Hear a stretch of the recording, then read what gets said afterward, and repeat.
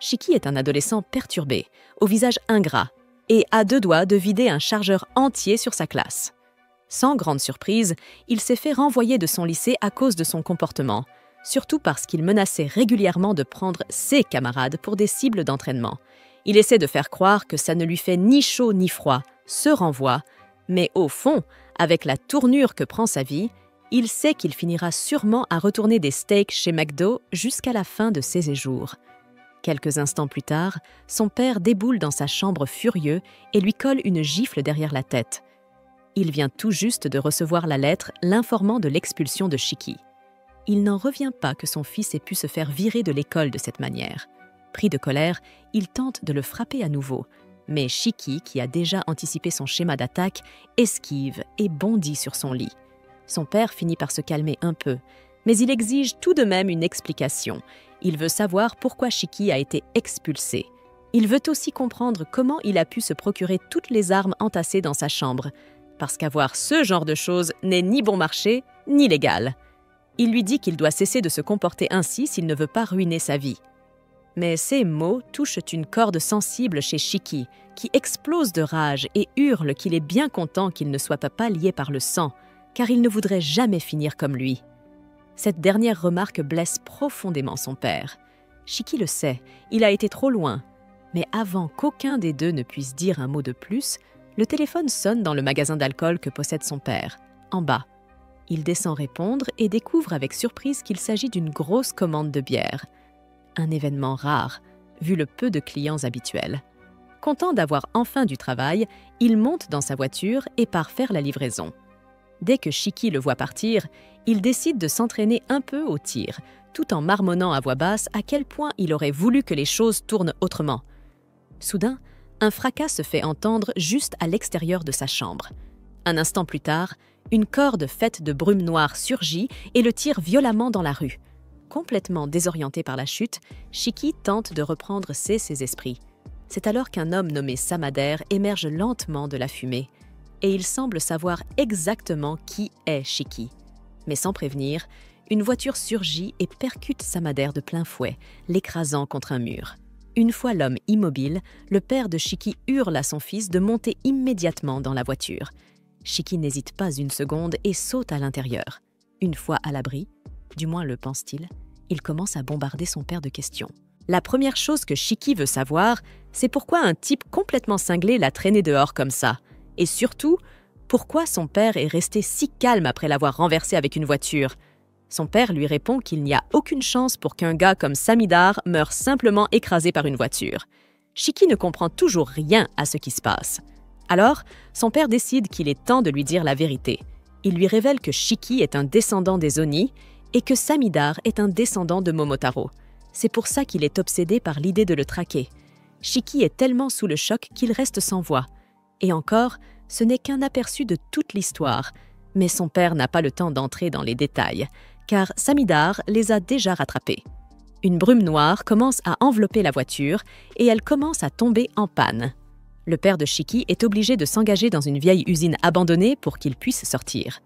Une fois dehors, Shiki se retourne et voit leur voiture complètement entourée de cette étrange brume noire. Mais avant même qu'il ait le temps de demander ce que c'est, la voiture explose dans une gigantesque boule de feu.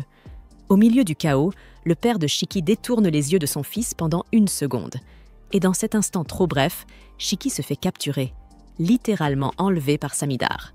À l'intérieur de l'entrepôt, Samidar utilise sa brume noire pour suspendre Shiki dans les airs, complètement immobilisé. Quand Shiki lui demande pourquoi il fait tout ça, la réponse de Samidar est simple et glaçante. Tous ceux qui portent le sang des Oni ne sont que des nuisibles à exterminer. Alors qu'il s'apprête à porter le coup de grâce, le père de Shiki surgit juste à temps pour l'en empêcher. En entrant, il commence à expliquer que toutes les légendes sur Momotaro et les Oni sont vraies et que cette guerre dure depuis des millénaires. À travers les âges, les descendants de Momotaro ont toujours repris le flambeau pour éradiquer les Oni, ce qui a conduit à la création de l'agence Momotaro. Shiki reste perdu dans toutes ces révélations, mais son père n'attendait pas d'un raté comme lui qu'il comprenne tout dès maintenant.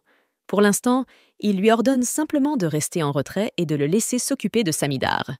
Mais dès que Samidar entend cela, Il forme 2 lames à partir de la brume noire et fonce à une vitesse fulgurante. Cependant, le père de Shiki dégaine lui aussi une lame faite de brume et la brume noire est une capacité unique, réservée uniquement aux descendants de Momotaro. Et c'est là que le passé du père de Shiki refait surface. Shiki découvre que son père était en réalité un ancien membre de l'agence Momotaro.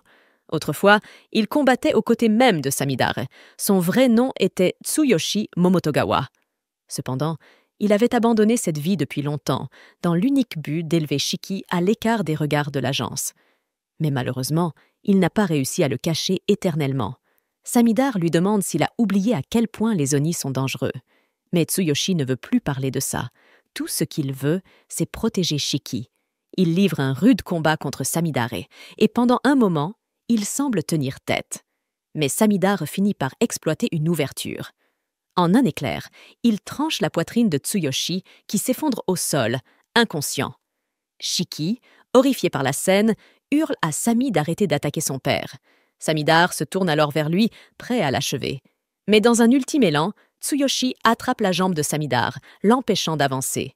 Samidare lui demande pourquoi il va aussi loin pour protéger un gamin Oni. Tsuyoshi lui répond qu'un père n'a pas besoin de raison pour protéger son fils. Il sait que Shiki n'est pas le meilleur élève, ni la meilleure personne. Il sait qu'il porte en lui du sang Oni. Mais Shiki n'a jamais fait de mal à qui que ce soit. Alors il demande à Samidare « Comment peux-tu avoir le cœur de tuer un enfant innocent ?» Ces mots frappent Samidare au plus profond. Depuis un moment déjà, il doutait de ses propres actes. Mais il ne veut plus entendre ses remords. Il invoque alors sa lame, prêt à porter le coup de grâce à Tsuyoshi. Shiki, impuissant, regarde son père au sol, sur le point de mourir. Et la seule pensée qui lui traverse l'esprit, c'est à quel point il veut tuer Samidare. Du sang commence à couler de tous les orifices de son corps, tandis qu'une haine pure l'envahit, brûlant son esprit. Lorsque Samidare tourne de nouveau son regard vers Shiki, il n'est plus là. La seconde suivante, il entend plusieurs clics métalliques, le son de plusieurs armes qu'on arme juste à côté de sa tête. Pris de panique, il bondit en arrière par réflexe, échappant de peu à l'attaque. Mais il n'a toujours aucune idée d'où vient Shiki. Puis, une goutte de sang tombe sur le sol. Il lève les yeux, et là, il aperçoit Shiki. Samidare n'en revient pas. Shiki a réussi à éveiller ses pouvoirs d'Oni et à contrôler son sang en si peu de temps. Mais ce qui rend les Oni vraiment terrifiants, c'est qu'ils n'ont aucun sens de l'humanité. Ce sont des créatures d'une brutalité inouïe. Samidare lève son épée, se préparant à l'attaque suivante de Shiki. Mais à peine ce dernier commence-t-il à lancer des projectiles de sang que Samidare comprend qu'il est dépassé. Il prend la fuite sans demander son reste. Il parvient finalement à s'éloigner de la zone d'impact, mais cela ne signifie pas que le combat est terminé. Shiki sort de la fumée d'un bond et frappe Samidare d'un coup de pied si violent qu'il l'envoie valser dans un tas de gravats, à moitié inconscient. Shiki se tient alors au-dessus de lui et libère toutes les armes de son arsenal en même temps. L'entrepôt entier est détruit dans le chaos. Mais contre toute attente, Samidare survit à l'attaque. Encore plus surprenant, Shiki redevient humain subitement. Il est confus. Il regarde autour de lui sans comprendre pourquoi son corps est entièrement couvert de sang, une réaction plutôt normale vu la situation. Il se met à charger, répétant sans cesse que tous les Oni doivent être éliminés, sans exception. Shiki ne maîtrise pas encore sa transformation. Il est donc totalement vulnérable. Mais juste au moment où l'épée de Samidare s'apprête à l'atteindre, Tsuyoshi surgit devant lui et encaisse le coup à sa place. Samidare reste figé. Il n'arrive pas à croire que Tsuyoshi ait été jusqu'à sacrifier sa vie pour protéger un Oni. Mais Tsuyoshi, lui, repense à tous les bons moments qu'il a passés avec Shiki. Il sourit doucement, disant qu'il ne regrette rien.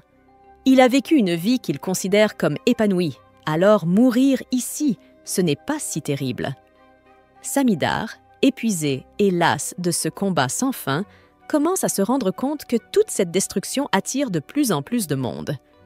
Paniqué, Shiki lui dit qu'il va appeler une ambulance, mais Tsuyoshi secoue faiblement la tête. Il lui murmure qu'à ce stade, aucun hôpital ne pourra le sauver.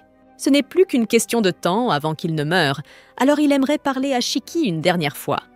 Tout d'abord, il s'excuse de lui avoir caché la vérité pendant tout ce temps, mais ce n'est pas vraiment un sujet facile à aborder dans une conversation. Malheureusement, il ne lui reste plus beaucoup de temps, donc il ne peut pas lui apporter beaucoup de soutien. Il demande cependant à Shiki de devenir plus fort à l'avenir, afin qu'il puisse vaincre à la fois le groupe Momotaro et les Oni, et ainsi vivre une vie véritablement libre. Shiki crie sur son père, lui reprochant de parler comme s'il était déjà mort, car il ne compte pas le laisser mourir. Il commence alors à porter Tsuyoshi vers l'hôpital, et en voyant combien Shiki s'inquiète pour lui, un sourire se dessine sur le visage de Tsuyoshi. Mais ses blessures sont bien trop graves, et après quelques pas, Tsuyoshi perd toute sa force et s'effondre au sol. Shiki supplie désespérément son père de se relever, car il n'a pas encore eu l'occasion de s'excuser pour toutes les paroles blessantes qu'il lui a dites ce matin. Mais il est déjà trop tard. Tsuyoshi est mort. Shiki reste un moment assis, pleurant le corps de son père, lorsqu'un inconnu s'approche derrière lui et lui dit qu'il ne peut pas rester là, car il y aura trop de témoins. Surpris, Shiki se prépare à se battre à nouveau. Mais avant même qu'il puisse se retourner, il reçoit un coup au cou et perd connaissance sur le champ. Il faut beaucoup de talent pour s'approcher de quelqu'un en relais sans se faire remarquer. Donc, Shiki n'avait clairement aucune chance contre lui dès le départ. Pendant ce temps, les dirigeants de l'agence Momotaro sont en émoi, car ils viennent d'apprendre l'échec de la tentative de Samidar pour éliminer Shiki. Ils commencent à se demander s'il n'a pas perdu en puissance. Étant donné la situation, ils ne peuvent pas vraiment lui reprocher de s'être retiré, car ils ne peuvent pas permettre au public de découvrir leur existence. Cependant, ils ne veulent pas non plus que l'existence des Oni soit révélée, alors ils prévoient de tuer Shiki dès qu'ils auront l'occasion de mettre la main sur lui. Mais cela risque d'être presque impossible désormais, car après avoir perdu connaissance, il a été emmené sur une île isolée au milieu de nulle part. L'idée est d'inscrire Shiki dans une école remplie de demi-Oni comme lui, afin qu'il puisse apprendre à maîtriser ses pouvoirs comme il faut. Mais avant cela, l'OTAN doit effectuer une évaluation approfondie pour déterminer si Shiki leur sera utile ou non. Et on peut déjà deviner que ce ne sera pas une expérience agréable. Pendant qu'il est inconscient, Shiki rêve des moments heureux où il jouait dans le parc sous le regard bienveillant de son père. Mais le rêve devient soudainement sombre, avec Tsuyoshi mourant de la main de Samadère. Shiki se réveille en sursaut en fixant les yeux injectés de sang de Samadère. Mais en regardant autour de lui, il se rend compte qu'il est bâillonné et attaché à une chaise dans une grande salle vide. Juste derrière lui, le gars en roller qui l'a kidnappé fait des pompes en équilibre sur une main avec son parapluie, et il se remet debout dès qu'il voit que Shiki est réveillé. L'étrange individu se présente sous le nom de Naito, un autre Oni, et manifeste immédiatement ses cornes. Shiki est bien trop confus par tout ce qui se passe pour prêter attention à Naito, qui refuse de lui dire où il se trouve actuellement. Il l'informe que le corps de son père est stocké en toute sécurité dans un autre endroit et qu'il l'a amené ici pour récupération et évaluation. Naito patine alors soudainement jusqu'au tableau blanc dans le coin de la pièce et le rapproche de Shiki, se vantant de la rapidité et de l'efficacité des rollers comparés à la marche. Ensuite, il commence à expliquer à Shiki ce qu'est l'agence Mamatero, en lui disant qu'il a déjà vu un gars capable de contrôler la brume noire et de l'utiliser comme une arme. L'agence Mamatero traque les Oni, et en réponse, les Oni ont créé leur propre agence pour se défendre. Naito explique que son rôle est de trouver les Oni nouvellement éveillés comme Shiki et de les amener dans un lieu sûr où il peut évaluer s'ils sont dignes de rejoindre l'agence des Oni. Après cette brève introduction, il remet le tableau blanc à sa place, puis enlève le bâillon de Shiki afin de pouvoir l'interroger. À peine libéré, Shiki se met à hurler, exigeant qu'on le détache. Il insulte aussi Naito et le menace de mort s'il a fait quoi que ce soit au corps de son père. Naito lui retire immédiatement un point sur un score qui était déjà de 0. Il traite Shiki d'imbécile pour ne pas avoir compris ce que « stocker en toute sécurité » voulait dire, puisqu'il l'avait précisé quelques minutes plus tôt. Shiki se met en colère et affirme qu'il n'y a aucune chance qu'il fasse confiance à un type louche comme lui. Ce à quoi Naito répond qu'il ne s'attendait à rien d'autre venant de lui. Il décide alors de retirer encore plus de points du score de Shiki à chaque insulte ou exigence de libération, en lui précisant qu'il ferait mieux de coopérer s'il veut réussir son évaluation. Shiki se fiche complètement de l'évaluation, mais il veut être libre rapidement, alors il essaie de contenir sa colère.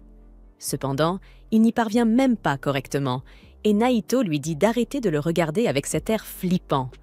Shiki explose en entendant cela, et Naito décide de l'évaluer en utilisant une méthode non conventionnelle, puisque les approches normales ne semblent pas fonctionner avec les cinglés.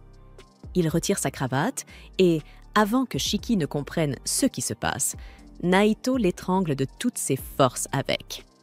Shiki panique en perdant son souffle, et Naito explique que la vraie nature d'une créature se révèle lorsqu'elle est proche de la mort.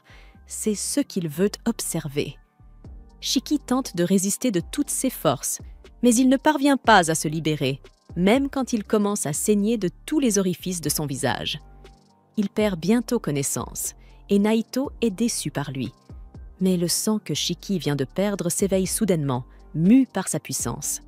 Il se transforme en pointes acérées et attaque Naito, qui esquive sans trop de difficulté. Soudain, il découvre une mitrailleuse faite de sang pointée droit sur sa tête. Et derrière elle, Shiki dans son état de berserker. Il ouvre le feu sur Naito puis recule, satisfait. Mais ces attaques n'ont même pas effleuré l'étrange individu qui s'est protégé en enrobant son parapluie de son propre sang. Il retire 100 points du score de Shiki, parce qu'il ne sait même pas se servir correctement de son propre sang, puis décide de lui montrer comment faire, même s'il ne se souviendra de rien une fois l'état de berserk terminé. Shiki se jette soudainement sur lui, mais Naito est prêt à tout. Quelques minutes plus tard, Shiki reprend conscience, allongé au sol, vaincu. Il ne comprend pas ce qui vient de se passer, puis il regarde ses mains rouges et panique, en réalisant qu'il a de nouveau perdu le contrôle. Naito est calmement assis sur lui et lui dit qu'il est normal qu'il n'ait aucun souvenir.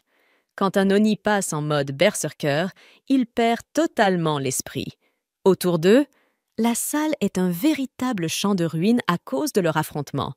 Et Shiki dit à Naito d'arrêter de lui faire la morale, alors que lui aussi utilise son sang comme une arme. Naito fait immédiatement disparaître son parapluie de sang, disant à Shiki qu'il n'est jamais passé en mode berserk parce qu'il est capable, lui, de contrôler sa puissance. Il déclare ensuite qu'il n'y a plus rien à dire, car Shiki est disqualifié de l'agence Oni.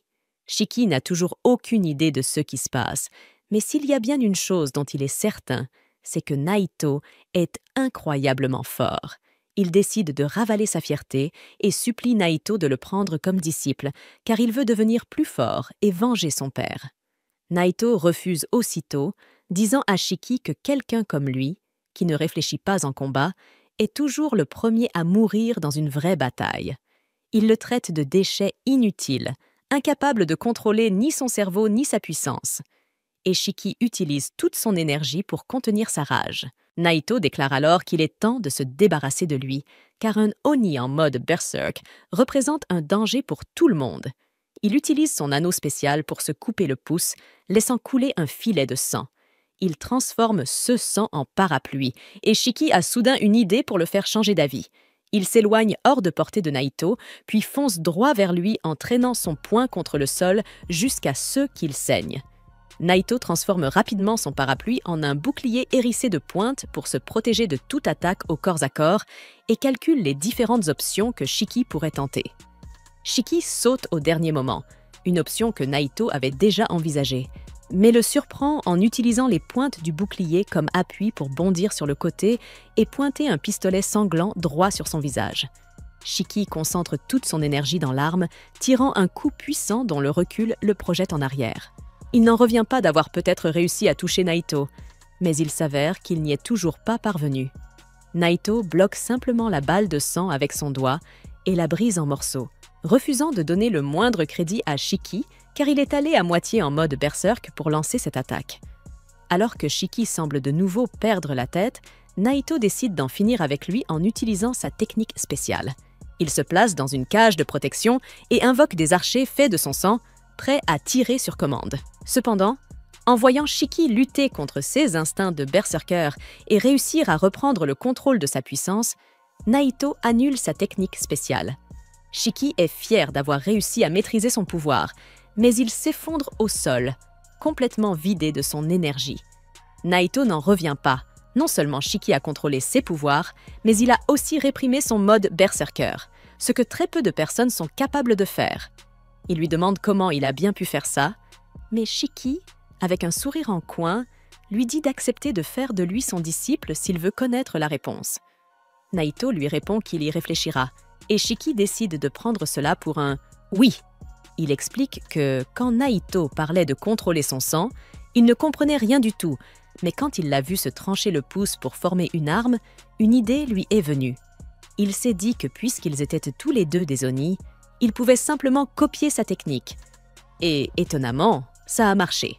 Il n'a pas compris les subtilités, mais il a juste laissé son bras saigner en hurlant mentalement à son sang de former une arme. Shiki est toujours surexcité que son coup de poker ait fonctionné et demande à Naito ce qu'il en pense. Naito estime que c'est du grand n'importe quoi. Ce n'est absolument pas comme ça que les choses fonctionnent. D'après son expérience, les adolescents idiots et émotionnels comme Shiki ont beaucoup de mal à contrôler leur sang, tandis que les gens rationnels et calmes comme lui ont bien plus de chances d'utiliser leur pouvoir correctement. Il pense que Shiki ne suit aucune logique, ne laisse pas non plus son mode berserker le contrôler, et qu'il utilise simplement son instinct brut pour forcer son pouvoir à lui obéir. Il admet que c'est une méthode très brute, mais qui peut aussi donner une puissance explosive. Il commence à se demander ce qu'il devrait faire de ce cas aussi unique, lorsque soudain Shiki lui dit qu'il a besoin de puissance pour venger son père et tuer celui qui l'a assassiné. Il dit à Naito que s'il le prend comme disciple et lui enseigne tout, il pourra lui être utile. Mais Naito refuse catégoriquement de considérer cette possibilité. Il transforme son parapluie en lance, affirmant que des gens comme Shiki sont un danger pour la société, parce qu'il ne savait même pas qu'il pouvait contrôler sa puissance et s'est contenté de tenter sa chance. Il dit qu'il ne peut pas l'accepter comme larbin, puis fait semblant de le transpercer avec sa lance, mais frappe seulement le sol à côté de sa tête. Il dit à Shiki qu'il ne l'acceptera pas comme subordonné, mais comme élève, ce qui embrouille complètement Shiki, puisqu'il pense que c'est exactement la même chose. Naito lui explique qu'il a à peine réussi l'épreuve, mais qu'il va lui donner une chance de prouver ce qu'il vaut. Shiki ne comprend toujours rien à ce qui se passe, alors Naito décide de reprendre depuis le début. Il lui explique qu'ils sont sur une île appelée le Seuil de l'Enfer, qui s'appelait autrefois Onigashima. C'était le lieu où le Mamatero originel a massacré les démons, mais aujourd'hui, c'est un endroit où les Oni peuvent vivre en sécurité. Au centre de l'île se trouve l'académie Rasetsu, une école militaire qui forme les Oni à combattre l'agence Mamatero. Shiki panique un peu en apprenant qu'il est sur une île, mais Naito lui pince la joue et lui dit que ce n'est pas important. La chose la plus importante, c'est que l'Académie Rasetsu va lui enseigner tout. L'éducation générale, le contrôle du sang d'Oni, les techniques de combat et l'histoire entre les Mamatero et les Oni. Naito est le professeur principal de Shiki et il lui explique encore plus en détail le fonctionnement de l'école. Mais tout cela dépasse déjà de loin la capacité de son petit cerveau. Shiki, de toute façon, s'en fiche complètement. Tout ce qu'il veut savoir, c'est s'il peut devenir assez fort pour venger son père. Naito ne peut rien lui promettre, mais il lui dit que s'il n'arrive pas à devenir assez fort pour affronter l'agence Mamatero, il sera renvoyé de l'école. Bientôt, Shiki enfile son uniforme et se réjouit à l'idée d'aller dans une école pas comme les autres. Mais Naito le prévient. D'autres ont réussi l'épreuve cette année, et il est probablement le moins compétent du groupe. Soudain, Shiki pense à son père et demande à Naito où est son corps. Naito lui répond qu'il est conservé à la morgue parce qu'il voulait que ce soit Shiki qui s'occupe des funérailles selon ses croyances. Shiki devient un peu morose en pensant à la mort de son père, mais Naito lui dit qu'agir comme un idiot déprimé est une perte de temps et qu'il doit se concentrer uniquement sur le fait de devenir plus fort pour pouvoir se venger. Shiki dit que finalement, il semble être un type sympa, ce qui embarrasse Naito. Ce dernier s'enfuit aussitôt en accélérant le pas, en criant à Shiki que s'il n'arrive pas en classe avant lui, il sera expulsé. Shiki réussit quand même à le rattraper, et alors qu'il se demande comment faire son entrée pour récolter un maximum d'aura, Naito le projette tout simplement à coups de pied à travers la porte. Shiki a l'impression qu'il vient d'accumuler une dette d'aura à cause de son entrée pas du tout classe. et il demande au garçon masqué nommé Jin s'il a des mouchoirs pour son saignement de nez. Il s'avère que Jin est encore plus dark que leur professeur, et il dit à Shiki d'arrêter de lui parler.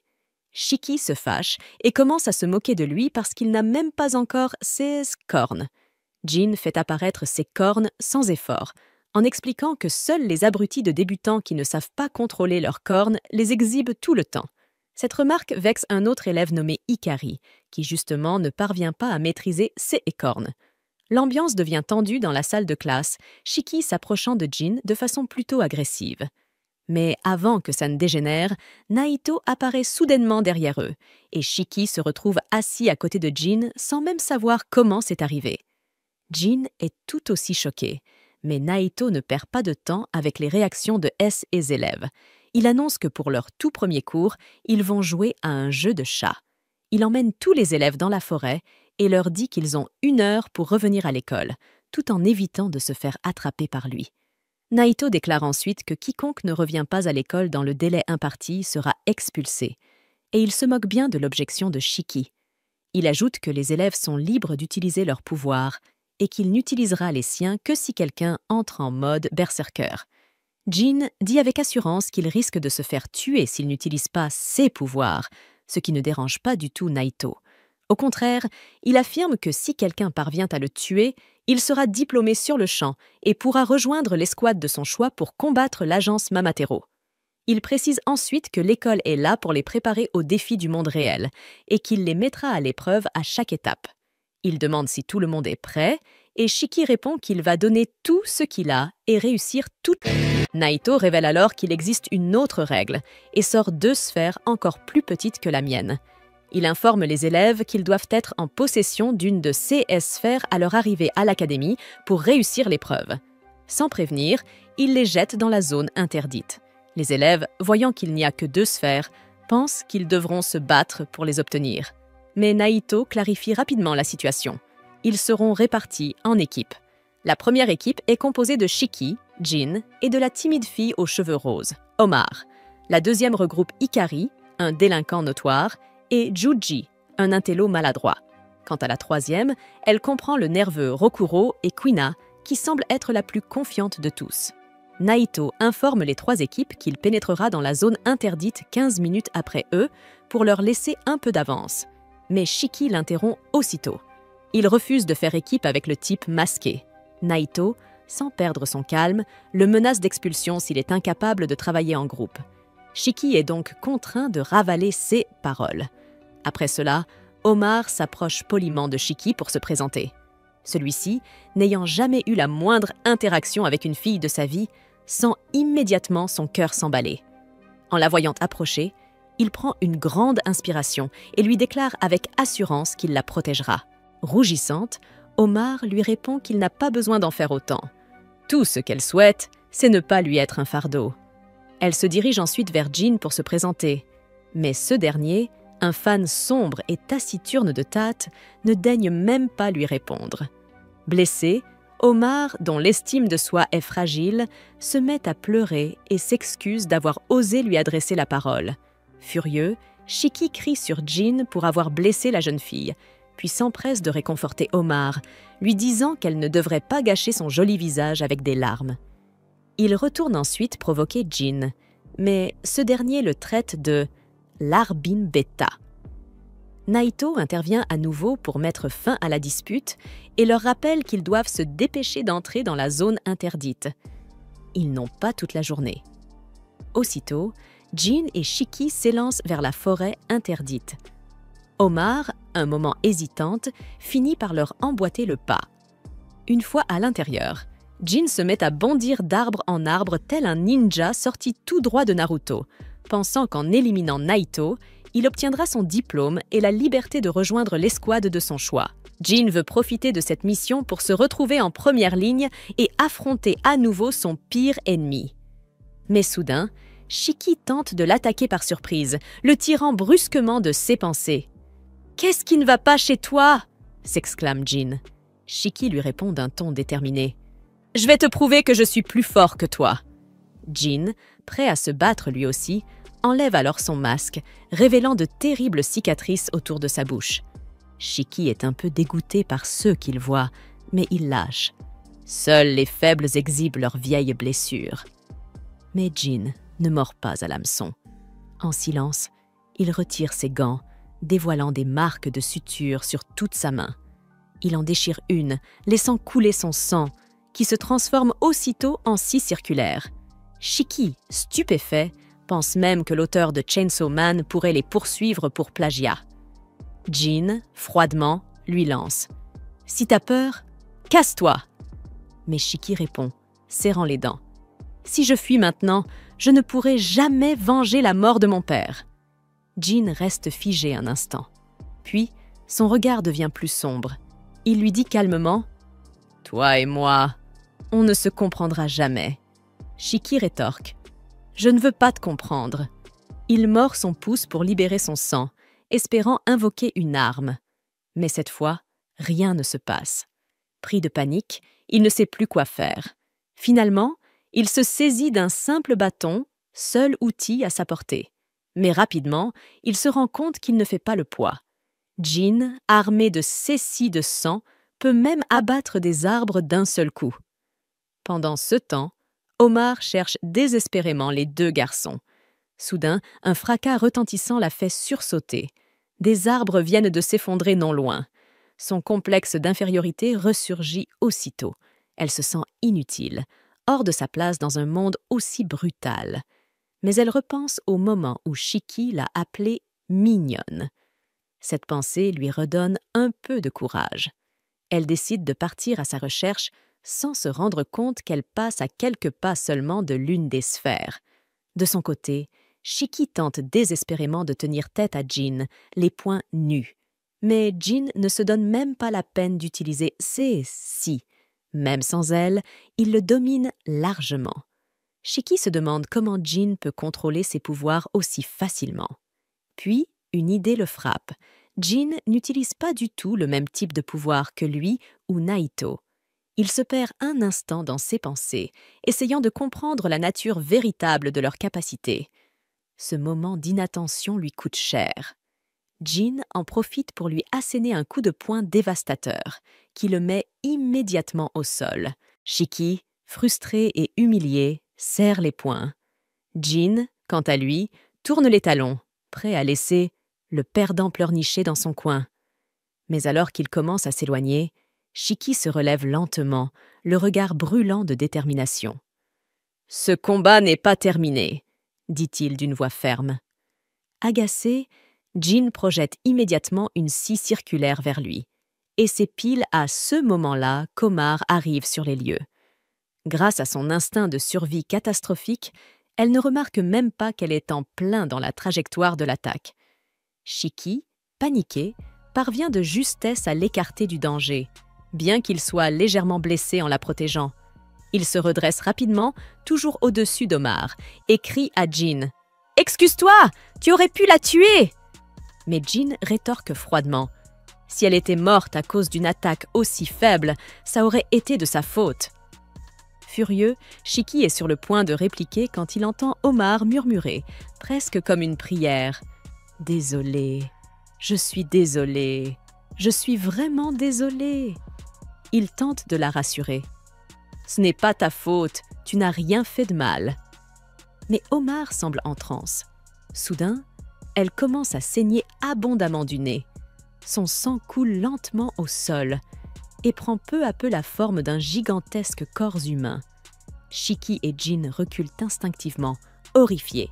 « C'est quoi ce bordel? Cet astérisque attaque en titane astérisque maintenant ?» s'exclame Jin. Omar, le souffle court, leur crie « Fuyez, mon titan féminin! Elle va vous tuer !» À peine a-t-elle terminé sa phrase que le titan frappe violemment le sol. Shiki échappe de peu à l'impact, mais le souffle est tel qu'il est projeté en arrière. Jin, fidèle à lui-même, fonce droit vers la créature pour l'attaquer. Mais CSI, si puissante contre des arbres, ne laisse que des égratignures sur la peau épaisse du géant. Shiki hurle à Omar. « Tu ne peux pas l'arrêter !» Mais elle s'excuse encore une fois, impuissante. « Je ne peux rien faire. » Épuisé par la perte de sang, Omar s'effondre. Shiki la rattrape et décide de l'éloigner du titan. Mais à sa grande surprise, la créature se place devant eux pour les protéger. Même Jin est déconcerté. « Attends, est-ce que son sang a une volonté propre ?» Soudain, le titan se met à cracher violemment du sang dans toutes les directions. Jin parvient à se mettre à l'abri derrière un rocher, mais Shiki prend l'attaque de plein fouet. Omar, en larmes, supplie. « Arrête! Grande sœur, s'il te plaît !» Shiki, au sol mais toujours conscient, relève la tête, confus. « Ta grande sœur?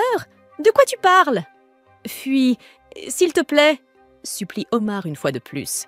Mais Shiki secoue la tête. « Si je pars maintenant, tu vas mourir d'hémorragie, et je refuse de voir quelqu'un d'autre mourir devant moi. » C'est alors que le titan pousse un rugissement si puissant que son onde de choc atteint même les élèves restés à l'extérieur de la forêt. Du haut d'un arbre, Naito observe la scène avec intérêt.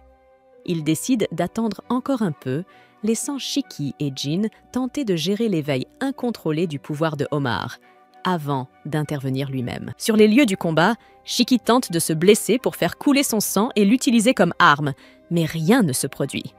La titan femelle l'attaque et il esquive de justesse. Mais aussitôt, elle ramasse des rochers du sol et les lui lance violemment. Un des projectiles le touche de plein fouet, l'envoyant valser au loin. Pourtant, ce n'est pas la douleur qui le fait le plus souffrir, mais l'humiliation. Il n'avait encore jamais perdu un seul combat. Et maintenant, il n'était rien d'autre qu'un gamin pitoyable, impuissant. Des larmes de frustration commencent à couler sur ses joues. C'est à ce moment-là que Jin surgit pour le rejoindre dans le combat. « Si tu comptes pleurnicher comme une fillette, rentre chez toi !» lance-t-il froidement. Shiki, furieux, réplique « Je ne pleure pas, je transpire, des yeux !» Mais Jin n'a pas de temps à perdre. Il ouvre de nouveau ses blessures, et cette fois, il fait apparaître 2 types de scies différentes sur chaque bras. Les blessures qu'il a subies plus tôt le font encore souffrir, mais il est déterminé à remporter chaque combat, peu importe le prix. Depuis son perchoir, Naito observe la scène avec intérêt. Il est impressionné que Jin puisse créer 2 types d'armes simultanément. Il se met alors à expliquer. Le sang d'Oni peut prendre n'importe quelle forme qu'on imagine. Mais ces formes sont souvent influencées par les traumatismes, les préférences et les souvenirs personnels. Pendant ce temps, Jin fonce droit sur la titane femelle. Il utilise sa scie circulaire pour grimper sur elle, puis tente de limiter Levi Ackerman en visant sa nuque. Mais la titan anticipe son attaque et sacrifie un bras pour se protéger. Tandis qu'il continue le combat, Shiki hurle à sa propre main de faire astérisque quelque chose astérisque. Il ne comprend pas pourquoi lui n'arrive à rien, alors que Jin maîtrise parfaitement ses pouvoirs. Mais soudain, une pensée lui traverse l'esprit. Jin ne crée que des armes de coupe. Même Omar, aussi maladroite soit-elle, a un lien personnel avec sa titan. Il réalise alors que, s'il peut créer des armes à feu, c'est parce qu'il les aime astérisque encore plus qu'un Américain moyen astérisque. Et à ce moment précis, tout devient clair. Il vient de comprendre comment contrôler ses pouvoirs. De l'autre côté, Jin est en difficulté. La titan femelle pousse un rugissement si puissant que ses tympans éclatent. Son équilibre vacille. Il pense qu'il va mourir. Même Naito se prépare à intervenir. Mais c'est alors que Shiki se redresse et crie « C'est mon tour maintenant !» Il pointe un puissant lance-grenade en direction de la titan. Naito, stupéfait, murmure. Shiki, excité, veut absolument tester sa nouvelle arme. La titan fonce vers lui, mais il esquive habilement, puis tire. La grenade frappe sa cible de plein fouet et l'explosion fait voler le corps de la titan en morceaux. La titan féminine commence à disparaître, ses fragments se dispersant dans tous les sens, et Omar perd connaissance. Pendant ce temps, Jin reste stupéfait par la puissance de feu de Shiki, lorsqu'il commence soudainement à pleuvoir du sang. Mais ce n'était en réalité que le sang projeté dans les airs par l'attaque précédente de Shiki, qui finit par se transformer en pluie normale. Jin comprend alors que l'attaque de Shiki n'a pas seulement tué la titan féminine, mais a également altéré la météo. Shiki, de son côté, ne pense même pas à cela. Il commence à se diriger vers Omar pour vérifier si elle va bien, mais sa vision devient floue et il s'effondre au sol, incapable de bouger. À ce moment-là, Naito arrive et lui dit qu'il a libéré une quantité de sang totalement absurde et que c'est pour cette raison que son corps n'a plus aucune force. Shiki lui répond qu'il peut encore continuer et parvient, tant bien que mal, à se relever. Mais cela ne dure même pas 5 secondes et il retombe aussitôt. Naito le traite de novice incapable de contrôler sa puissance, mais au fond de lui, il réalise que la force de Shiki dépasse tout ce qu'il a vu jusque-là. Il avertit Shiki qu'utiliser trop de sang pourrait même lui coûter la vie. Mais ce dernier semble bien plus inquiet pour Omar que pour lui-même. Il demande à Naito d'aller la voir en premier, pensant qu'elle aussi a peut-être trop utilisé de sang, et affirme qu'il peut attendre son tour. Naito est surpris par le fait que Shiki pense à quelqu'un d'autre alors qu'il est lui-même dans un état aussi critique. Mais au moment où il s'apprête à leur venir en aide, Jin lance une attaque surprise contre lui. Heureusement, Naito réagit à temps pour bloquer le coup et repousse Jin, qui lui dit qu'il ne sert à rien de s'inquiéter pour les perdants. Naito lui demande ce qu'il fera si Omar meurt, faute de soins d'urgence, mais Jin répond froidement que cela ne le concerne pas. Dégoûté par tant d'égoïsme, Naito lui lance qu'il déteste les enfoirés de son genre, mais Jin n'en a rien à faire. Il lui demande simplement de confirmer qu'il pourra obtenir son diplôme s'il le tue. Naito lui assure que c'est la vérité, et cela suffit à Jin pour se ruer droit sur lui. Naito part alors son tronçonneur de sang astérisque à l'aide de son parapluie, fabriqué dans le même matériau que le pantalon de Hulk, autrement dit, quelque chose d'indestructible. Naito appuie alors sur un bouton, libérant un écran de fumée. Jin pense aussitôt qu'il tente une attaque surprise. Confiant, il se dit qu'il pourra le tuer dès qu'il entrera dans sa portée. Mais à la seconde suivante, il se fait toucher par des balles rapides. Il se réfugie immédiatement derrière un arbre, tandis que Naito continue de tirer des balles en caoutchouc depuis son parapluie multifonction, en précisant que ces projectiles ne le tueront pas, mais qu'ils feront sacrément mal. Il vise d'ailleurs volontairement sa main blessée pour lui infliger le plus de dégâts possible. Jin comprend que Naito essaie de maintenir une certaine distance, persuadé qu'il ne sait se battre qu'au corps à corps. Mais Jin a encore quelques tours dans sa manche pour ce genre de situation. Il quitte brusquement le couvert de l'arbre, esquive les balles de Naito, puis lui envoie des lames volantes. Naito les évite facilement, mais il reste surpris que Jin ait prévu une riposte contre les ennemis capables de combattre à distance. Jin enchaîne les attaques et parvient à apparaître dans les airs juste derrière Naito, pensant qu'il ne pourra pas se défendre à temps. Mais Naito lui lance simplement une bombe en pleine figure, provoquant une panique soudaine chez Jin. Heureusement pour lui, il s'agissait encore d'une simple bombe fumigène. Jin suppose alors que Naito va tenter de lui tirer dessus depuis un autre angle. Il ne s'attend donc pas du tout à ce que Naito surgisse derrière lui pour lui asséner un coup de poing écrasant dans la colonne vertébrale. Naito en profite pour lui faire la leçon, expliquant qu'être trop sûr de ses propres prédictions en combat rend vulnérable aux attaques imprévues. Jin, blessé et exténué, est désormais incapable de bouger, mais il continue de lutter. Naito n'a pas d'autre choix que d'inverser son parapluie pour s'en servir comme d'une cage et le contenir. Jin essaie encore de se libérer, ce qui pousse Naito à lui demander s'il est à ce point désespéré de revoir son père. 6 mots font aussitôt taire Jin, qui finit par lui demander comment il était au courant. Naito lui répond qu'il a consulté son dossier et qu'il connaît donc certaines choses à son sujet, notamment le fait que son père est un Momotaro. Chaque cellule du corps de Jin se révolte en entendant ce mot, tandis que Shiki, non loin de là, reste abasourdi d'apprendre qu'ils ont un passé similaire. Mais Jin, consumé par la haine, finit par admettre que oui, son père est un Momotaro. Et ce salaud lui a tout pris. Il a tué sa famille, puis a mené des expériences sur lui, laissant des cicatrices sur chaque parcelle de son corps. Jin se remémore comment il a survécu en mangeant des ordures, nourri uniquement par la haine qu'il vouait à son père. Il jure qu'il le tuera de ses propres mains, même s'il doit y laisser la vie. Dans cet état de rage, un puissant regain d'énergie le traverse soudainement, lui permettant d'arracher la cage qui le maintenait prisonnier. Mais avant qu'il n'ait le temps de faire quoi que ce soit, Naito le saisit par le visage et le plaque violemment au sol, le traitant de sale gamin stupide. Il lui dit que s'il meurt en courant après son rêve, alors il ne mérite même pas de le réaliser. Il lui ordonne de vivre pour pouvoir accomplir ce rêve, même si cela signifie subir la défaite et l'humiliation.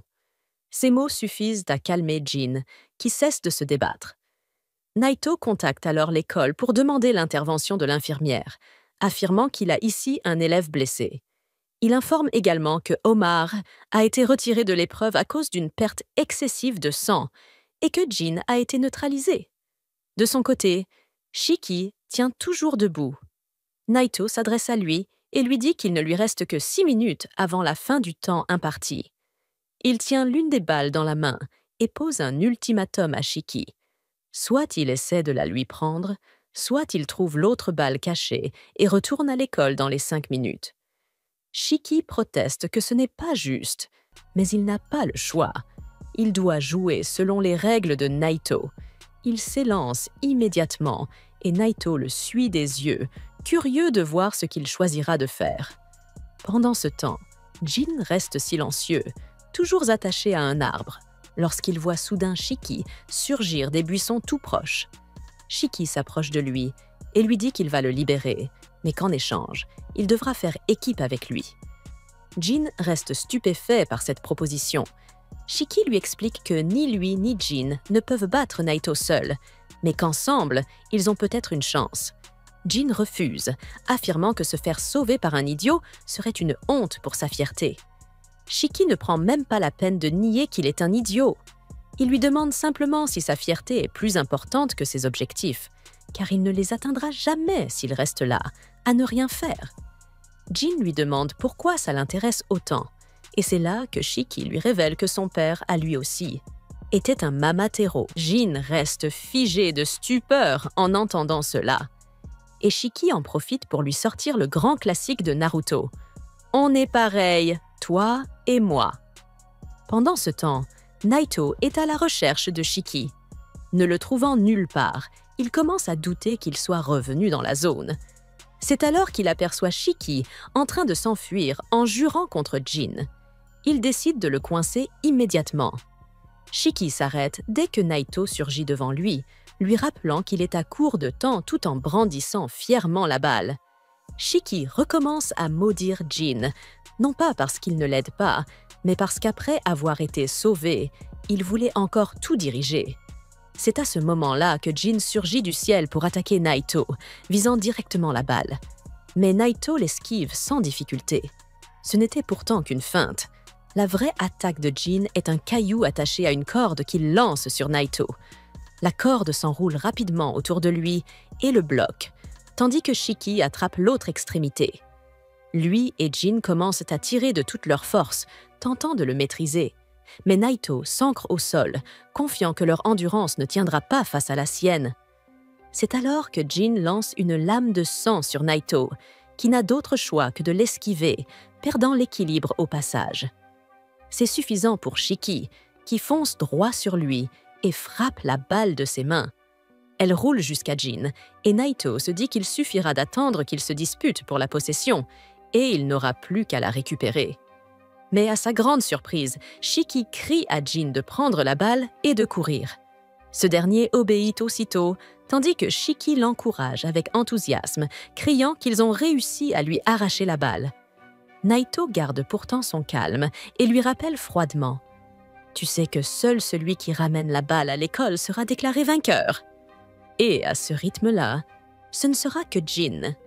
Shiki reste figé en réalisant ce que Naito vient de lui dire. Ce dernier soupire intérieurement, se disant que ce gars est un abruti fini, incapable de réfléchir aux conséquences avant d'agir. Shiki regrette aussitôt sa décision et hurle à Jin de revenir. Mais ce dernier est déjà trop loin pour l'entendre. Jin, de son côté, est convaincu qu'il pourra atteindre l'école à temps. Pourtant, en repensant à tout ce qui s'est passé, il se rend compte que rien de tout cela n'aurait été possible sans l'aide de Shiki. Et soudain, il ne peut tout simplement pas l'abandonner. Il fait demi-tour et fonce vers Shiki, qui, en le voyant, reste bouche bée et lui demande s'il est aussi nul en orientation que Zoro. Jin lui ordonne de la fermer, précisant que la seule raison pour laquelle il revient, c'est qu'il refuse de devoir sa réussite à un idiot. Il préfère échouer mais atteindre son objectif par ses propres moyens. C'est pourquoi il demande à Shiki de prendre la balle et de courir jusqu'à l'académie à sa place. Mais au moment où il s'apprête à échanger la balle, une petite créature rose déboule à toute vitesse et s'interpose entre eux. Naito interrompt immédiatement l'épreuve, leur disant qu'ils ne devraient pas se battre, quand Muku, leur mascotte coursier ultra rapide, est présente. Il sait que Muku n'est envoyé que lorsqu'il y a urgence. Il active alors la radio fixée sur son dos et reçoit un message de détresse. La branche de Kyoto est attaquée par l'agence Mamatero et demande un renfort immédiat. En dehors de la zone de test, les autres élèves attendent patiemment leur tour, persuadés que Shiki et les autres ont échoué, vu que le temps limite est largement dépassé. Mais Naito réapparaît soudain avec Shiki et Jin à ses côtés. Il informe tous les élèves que la branche de Kyoto est en grand danger et qu'au lieu de poursuivre les tests, ils vont se diriger là-bas en renfort. Sans perdre de temps, ils montent tous sur un bateau en direction de Kyoto. Les réactions sont partagées.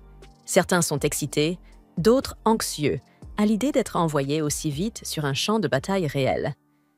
Mais Naito les rassure. « Vous n'allez pas combattre. Je veux seulement que vous apportiez... »